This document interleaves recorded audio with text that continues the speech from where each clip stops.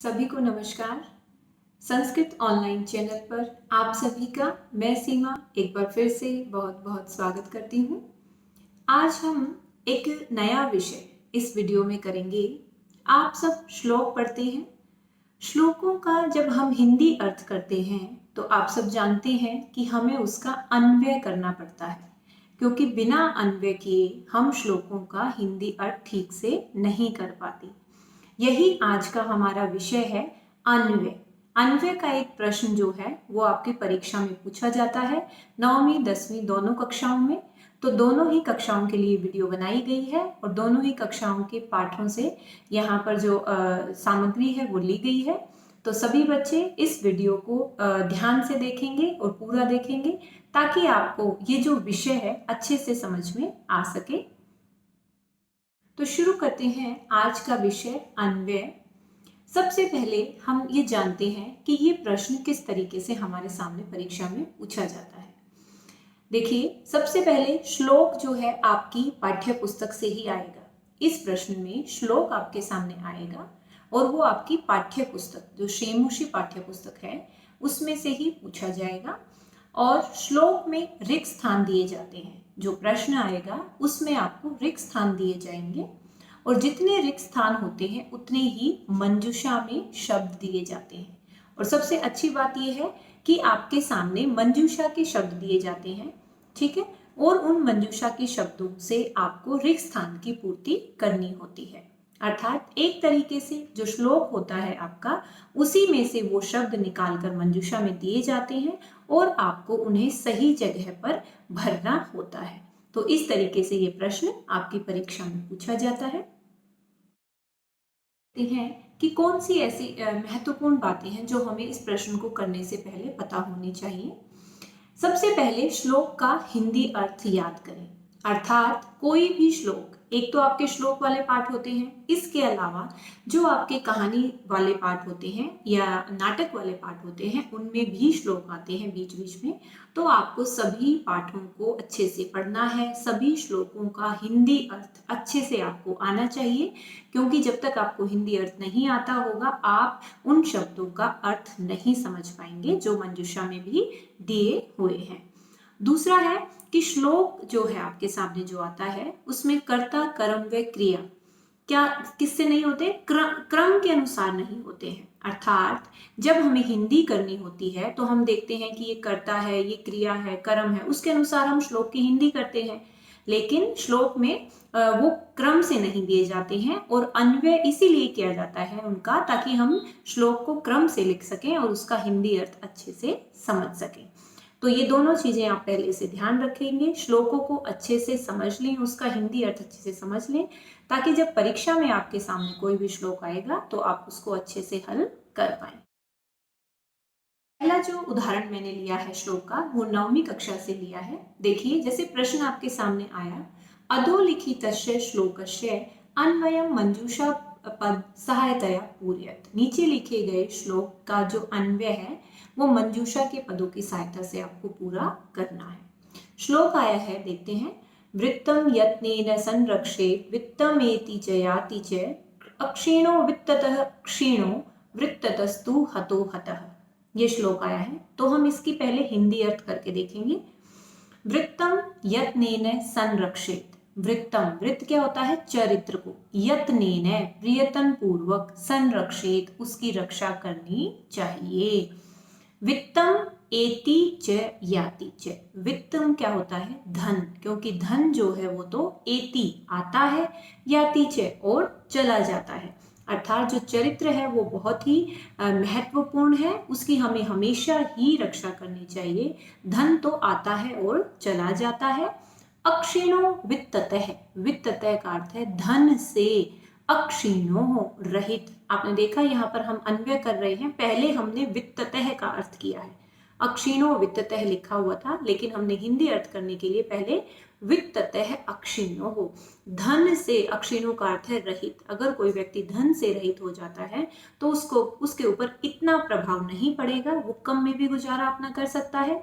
लेकिन वृत्ततः तू का अर्थ है लेकिन, यहाँ पर तू पहले हमने लिया, फिर वृत्ततुः, वृत्त अर्थात चरित्र से, क्षीणो रहित, चरित्र से रहित अगर कोई व्यक्ति है, हतो हतः तो वो मरे हुए के समान हो जाता है। अर्थात चरित्र जो है हमें उसकी हर हालत में रक्षा करनी चाहिए। तो हमने श्लोक का हिंदी अर्थ पहले समझ लिया है। अब हम अन्वय देखेंगे और मंजूषा के शब्दों को देखते हैं। सबसे पहले है वृत्तम डैश संरक्षित। अब पहला जो खाली स्थान है, मंजूषा भी हम साथ में देखेंगे। अब मंजूषा के शब्द दिए हुए हैं एति, एति का मतलब आता है, यत्नेन परिश्रम पूर्वक या पूरे तरीके से परिश्रम करके, हतः, हतः मतलब मरा हुआ, अक्षीण है, अक्षीण का अर्थ है रहित। तो वृत्तम डैश संरक्षित, वृत्तम चरित्र की किससे रक्षा करनी चाहिए, तो इसमें से क्या आएगा, नीचे से हमें पता है कि उसके प्रयत्न पूर्वक कि हर हालत में उसकी रक्षा करनी चाहिए।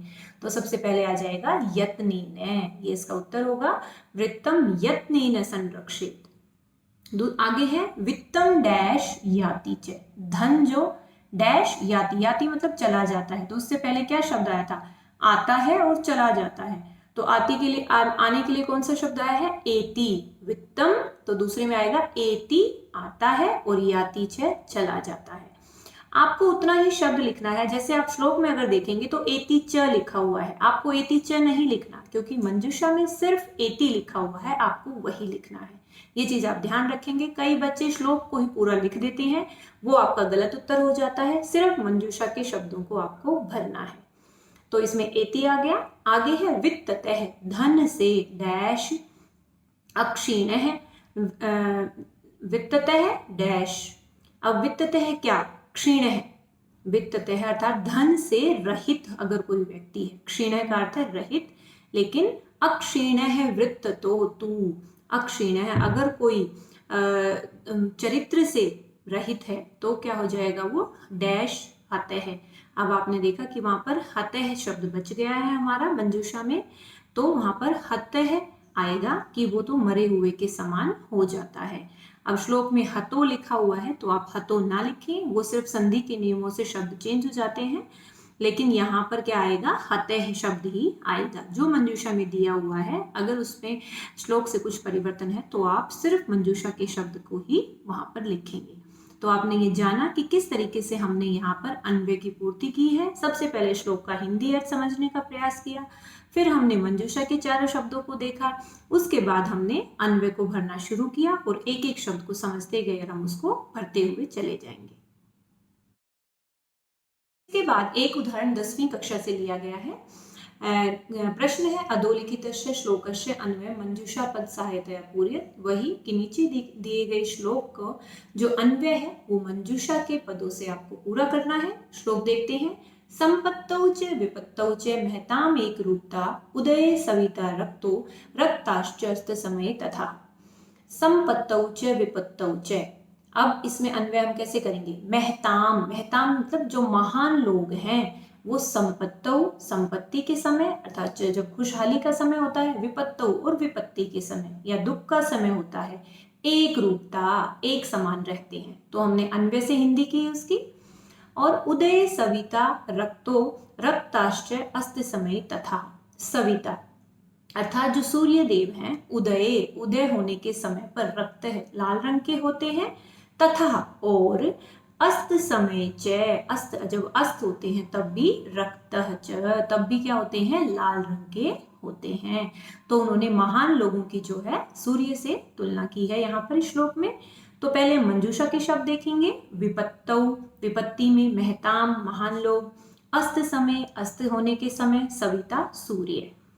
तो हम भर लेते हैं इसको। अब आसान हो गया हमारे लिए भरना, क्योंकि हमने श्लोक का अन्वय के साथ हिंदी अर्थ समझा है। पहले देखते हैं पहला डैश संपत्तौ।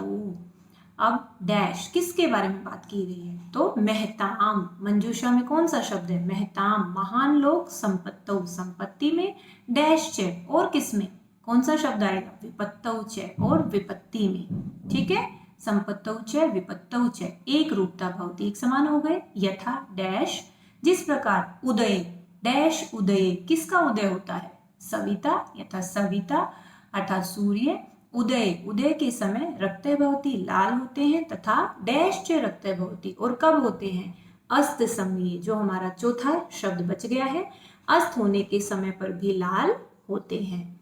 तो इस प्रकार से हमने हिंदी अर्थ के साथ अन्वय को अच्छे से समझा व जाना। तो ये जो प्रश्न है आपकी परीक्षा में पूछा जाता है, वार्षिक परीक्षा में। सभी बच्चे इसको अच्छे से समझें।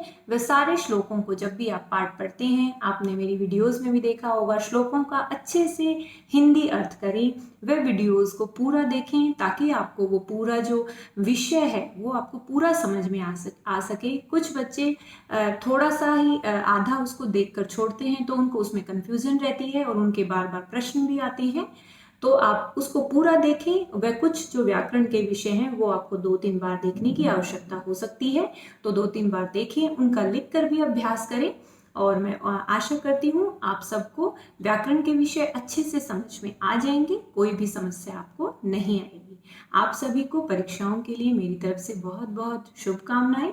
और आप सभी का ये वीडियो देखने के लिए व चैनल को सब्सक्राइब करने के लिए बहुत बहुत धन्यवाद।